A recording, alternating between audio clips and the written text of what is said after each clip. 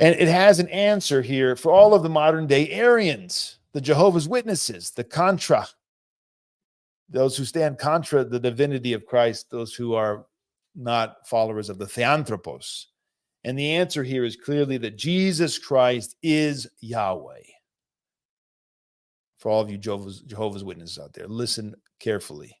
The Old Testament title of God, Lord of Lords and King of Kings, is attributed to Yahweh. Right? Right.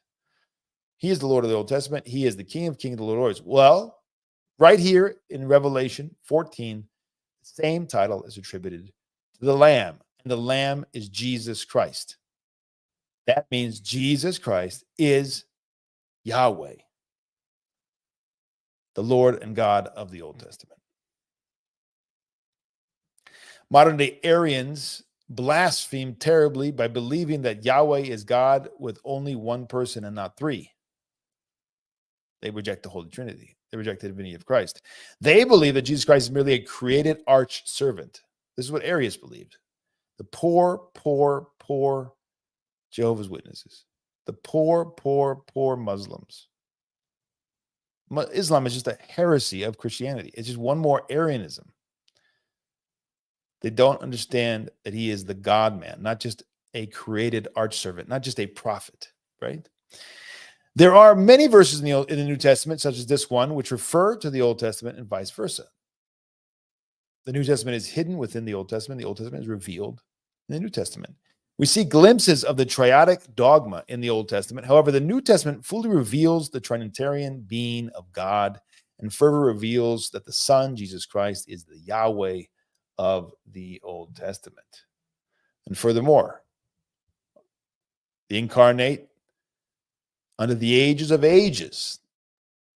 He is under the ages of ages, the incarnation. It's not for a time, right? God is one and he is Trinitarian. Trinitarian, it should be. The ultimate truth is that God is one and Trinitarian. One essence, three persons. The second person of the Holy Trinity, the Logos, took flesh. The Word became flesh. Logos sarx egeneto.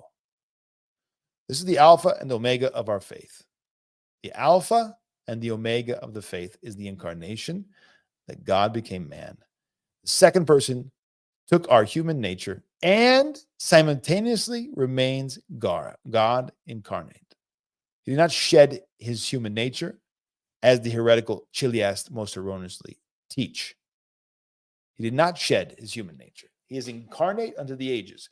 Second person will remain incarnate unto the ages of ages, sitting at the right hand of God the Father, and will never shed the human nature. That should blow your mind.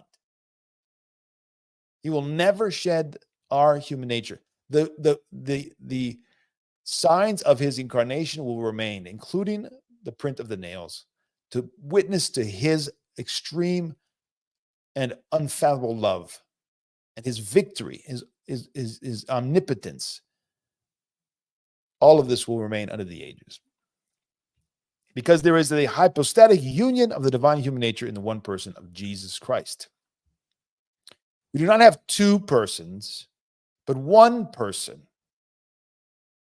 Two natures, one person. This human nature is the bridge. This is so important. The human nature is the bridge through which nature can approximate God, so man can become deified. The human nature of Christ is our bridge to deification. In other words, God's by grace. He says it in the scriptures. Ye are gods, he says. He says, be perfect. This is not referring to by nature perfection. This is not referring to being God by nature. Only God is God by nature. But he gives the gift of likeness. He gives the gift of total friendship, which is, in other words, theosis, where there is total harmony. The passions are no longer an obstacle to total communion. And in that communion, which is eternal and eternally increasing, we begin in this life, theosis.